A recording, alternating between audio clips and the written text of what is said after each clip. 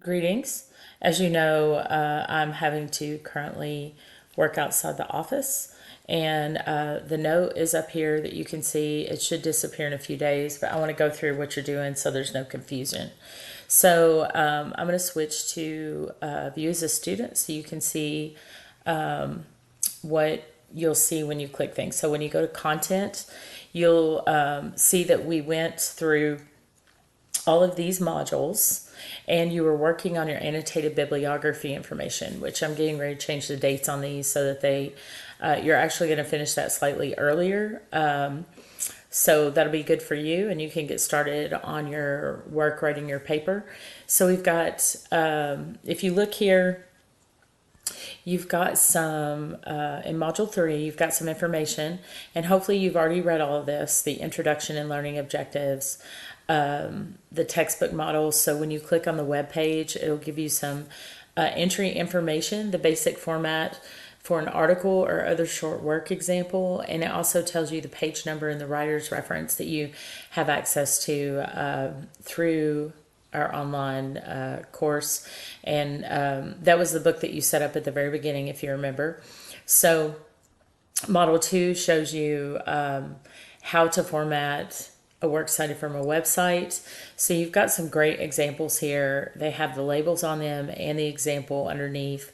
And we've also talked about using the actual, well, I'm going to show you. So if you go to Google and you search, and a lot of you I did this in person with, but if you search for Purdue OWL and do MLA citation, you're going to come to this list, and both of them will probably work, but I usually make sure I click the one that has the actual MLA formatting and style guide on it. And then at the very top, what you're going to see is a URL. So what I'm going to do to show you how to use this, it's pretty simple. If you, I'm going to go to a web page. So let's go to, I'm going to go search for, I guess it was already on Google. So I'm going to go search for a topic that I'm interested in, which is homeschool. So if I look up homeschool and say I choose just a website, a .org website, and I'm like, okay, I want to see what the citation is for this. So you're going to go ahead and click up. Let me move this up a little bit so you can see. Okay, so you should be able to see the address right now, and you hit Control or Command C, which will copy, or you can just copy it like normal. However you copy things, and then go over to the MLA format page and go ahead and click that sucker in there. It's going to put the whole entire link in there, and when you hit cite, it's going to go through a few pages because they want to support their website, obviously, with advertisements. So you'll hit cite, and it'll go through another page, continue, and you'll go through another page, and you just hit complete citation. Now what that's going to do, it's going to give you the MLA format here that you see. You can choose different ones, but I mean, the current one is MLA 9. There's not a lot of difference. And when you decide to stick that into your paper, there are a few ways you can do that. You can hit copy citation from the 3 dots. And also, I am on a different type of computer. You can actually hover over it, and it'll usually copy it for you. So there's the MLA style guide. I'm going to put this link in there for you to use, so that you can see how that works. So it makes citations really, really simple. Just keep in mind, though, that when you pluck in your citation into a document, you want to make sure that you have double spaced it, you change it to Times New Roman 12 font if it's not already in it, and you do the hanging indent. So the hanging indent starts on the left margin, and then the bottom part of that that source is indented. So, and there's a way to do that. You right click on it, go to paragraph in your document, and you should be able to access, let me see if I can show you here. You should be able to access, so if I go ahead and put in Well, first of all, let's go ahead and set our paper up. So in an MLA, you have to have your paper set up correctly. So you want to go to Insert, and you want to go to Page Number, top of page, and it's always plain number 3, which puts the page number here. Now, don't touch it after you do that, and then you want to put your last name and a space. So your page number and your last name will look like this, except in our class, we use Times New Roman. So we're going to go change the actual, here, it's not using my finger very well. Go change the actual font to the one that we use in class, which you can just type Times and it will pop up and hit enter. And then you go to your font size and it has to be 12. Sorry, I accidentally hit that. And then double click down in the body. So you'll double click down here. And in our class, most of the time, it's going to look like this. So I'm going to show you what you need to do at the top of your annotated bibliography that you're going to write. So the first thing in ours is the class name. So, well, it's your first and last name. So if I were going to be Jackie Jones, and you can see I've already changed it to Times New Roman 12 font, and I'm not worried about spacing yet. Then if I go to the next line, and the instructor, which is me in this case, wants you to put in the class name. So you would put in whatever your class name is, which it could be 1010, 1020, literature class, whatever that is. And then you put in the name of your instructor. It's either professor, Mrs., Miss, just depending on who it is. We're going to put this one in here. And then the date is always formatted slightly differently. And this is one of the biggest mistakes on formatting that people make. So just remember that, that the date is like this. You put the day and then a space and then the month and a space in the year. And MLA does allow you to abbreviate. So it would be NOV period space 2024. And that was kept from the 8th version. So it still is allowed. So the next thing, and you can tell our spacing still isn't right.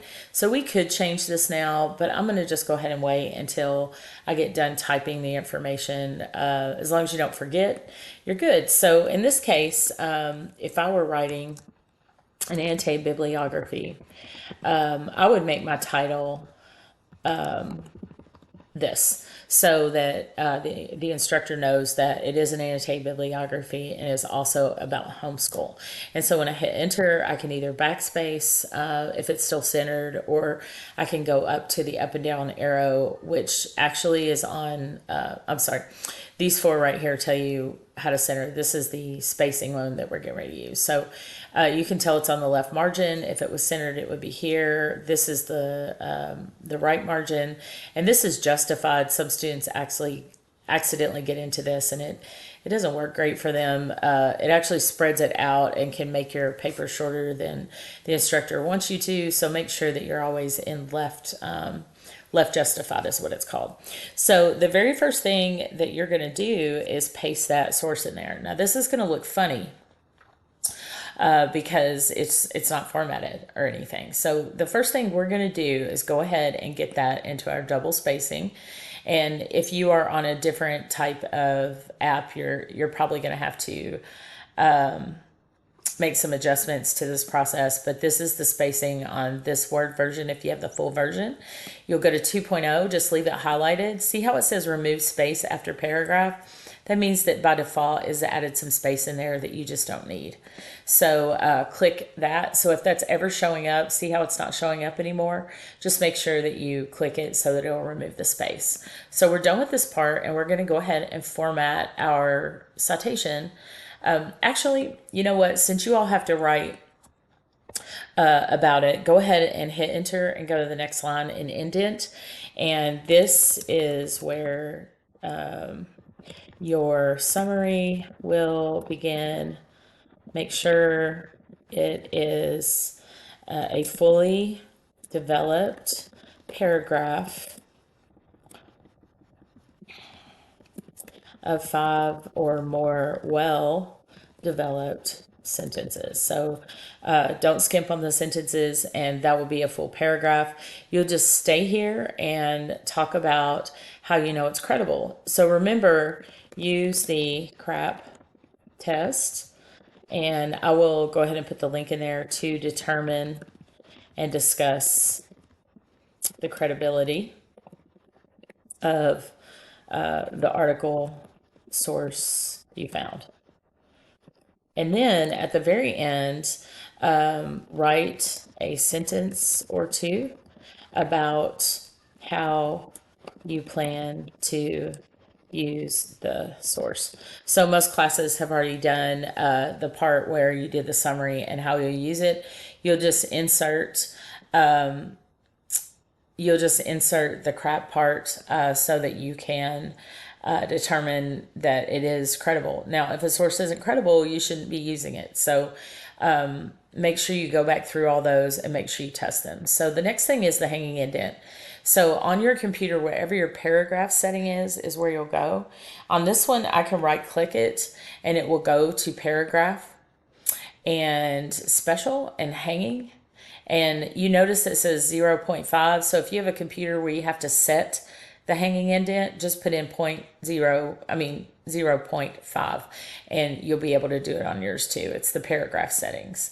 And so there you see that it's got the hanging indent. It's indented every line. I didn't hit enter to make this pretty before or anything like that, because then it messes up when you do your hanging indent. So, and you can see that I've got my source here. So if I were a student, I'd be writing my summary here. I'd add in the crap test. Now, if your crap test begins and you feel like you've got this fully developed paragraph and then you've got a full paragraph, when you write about these, you can separate it into two paragraphs. But for the most part, you'll just leave one full paragraph. And then for your next source, so pretend for a second that I'm doing the next source. And let me just go grab one. Let's just get a source so that this will be more accurate. So let me go down through here. Let's do this one. Oh, well, actually, hold on. Let's do, I'm going to look for a PDF. Okay, so this has education.com, worksheets, and stuff like that. So, okay, so if I wanted to use this, and I haven't checked it for the crap test yet, I would go back through, I would go ahead and delete that. It probably won't be in there for you. I didn't get off the page. Then cite it, and then hit search. Oh, cite. And then let me get my thing to go down. And then the same exact process. And you'll probably see some commercials and all that jazz, but just keep scrolling through it and ignore all the stuff that pops up. Complete citation, and then see how I hovered and it hit copy citation. Then I'll go over to the document we had, and I'll copy and paste it. And the same thing would go, and these are actually supposed to be in alphabetical order. So you see all educational resources. I'm actually going to X that out and go up here to the top of the document. Sorry, my cursor is being disagreeable. I'm going to hit enter and then pop that baby in there. And make sure there's no extra spacing between the citations. We would still start here typing and go back through here and hold on, let's get it. Okay, so highlight it and you'll right click and go to paragraph and special and hanging. And then you've got two sources ready. So this is the end of this video, but I'm going to continue on the next one to tell you what all that you need to have. So this is the way you set your paper up, though, and I hope that you found it helpful. Thank you.